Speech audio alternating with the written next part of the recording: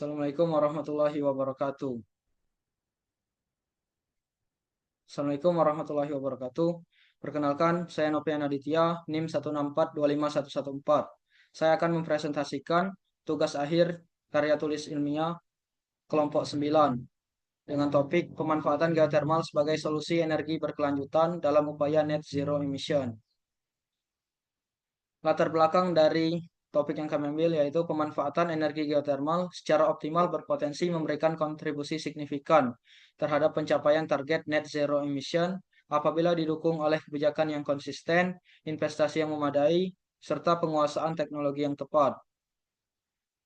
Rumusan masalah dari topik yang kami ambil yaitu satu, bagaimana potensi energi panas bumi dapat dioptimalkan sebagai sumber energi terbarukan yang berkelanjutan.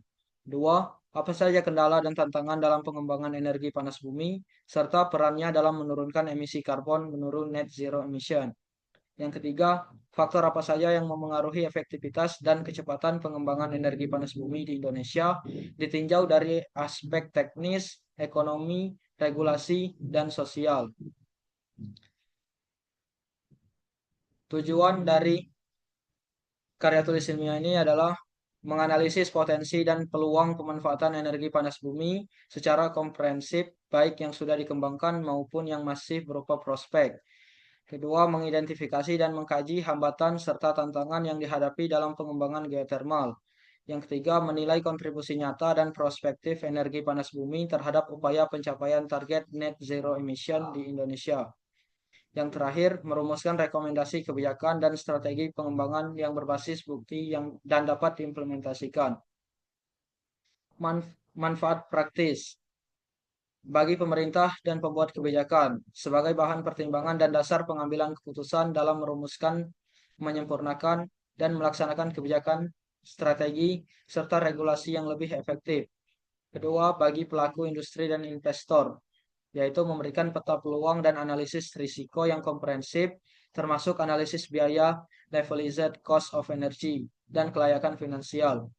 Terakhir, bagi masyarakat dan LSM, yaitu meningkatkan pemahaman publik tentang pentingnya geothermal sebagai energi bersih dan kontribusinya terhadap lingkungan.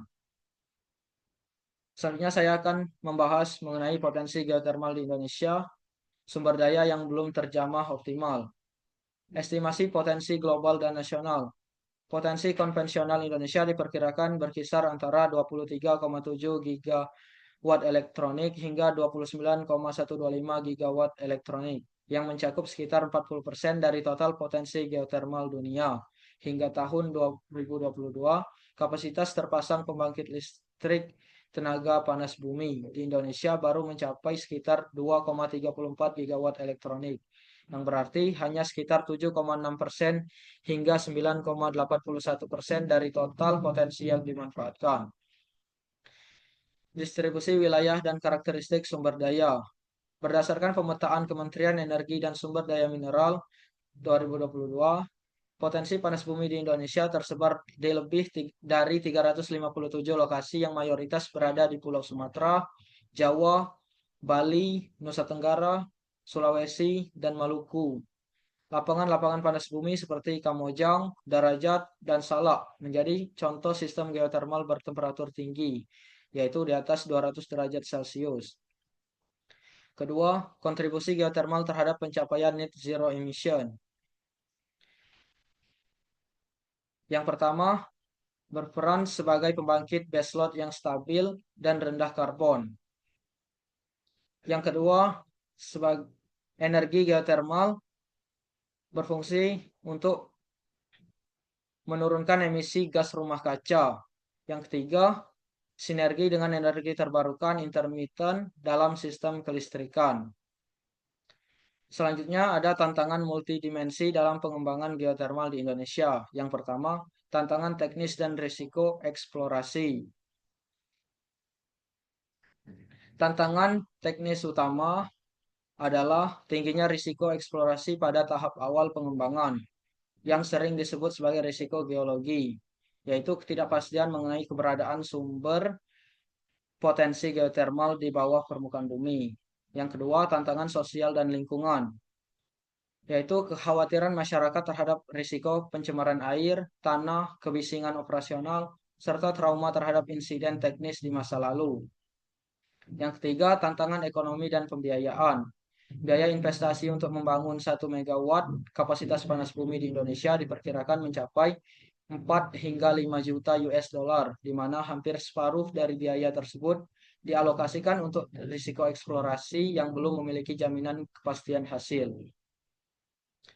Yang terakhir, ada tantangan regulasi dan kebijakan, yaitu proses perizinan pemanfaatan lahan tetap sangat kompleks dan memakan waktu yang lama.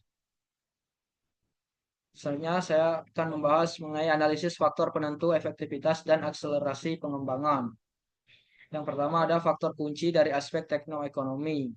Pemanfaatan teknologi binary cycle sangat menentukan efektivitas pemanfaatan fluida panas bumi suhu rendah hingga menengah, yaitu di bawah 180 derajat Celcius. Yang kedua, faktor kunci dari aspek kebijakan dan tata kelola.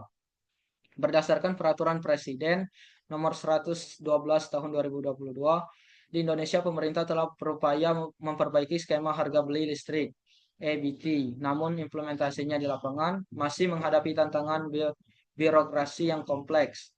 Terakhir, tantangan sosial dan lingkungan. Keberlanjutan proyek geothermal sangat bergantung pada social license to operate, yaitu izin sosial untuk beroperasi. Kelima, peluang dan strategi pengembangan ke depan. Pertama ada pemanfaatan langsung atau direct use dan ekonomi lokal.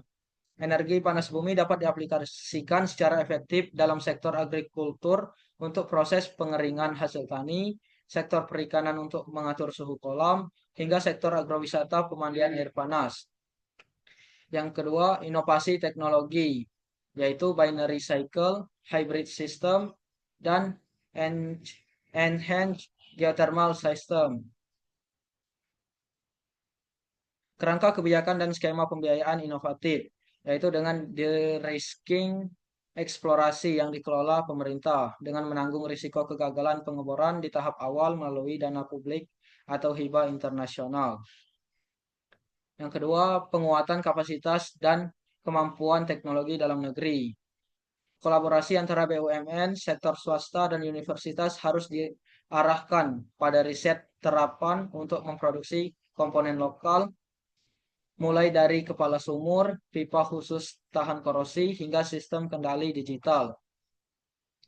Kesimpulan, berdasarkan hasil analisis, dapat disimpulkan bahwa energi panas bumi merupakan solusi energi berkelanjutan yang paling stabil dan andal untuk mendukung target net zero emission di Indonesia. Namun, hambatan seperti risiko eksplorasi yang tinggi, biaya investasi yang besar, serta tantangan sosial di lapangan masih menjadi faktor penghambat yang harus segera diatasi. Sekian presentasi dari saya. Wassalamualaikum warahmatullahi wabarakatuh.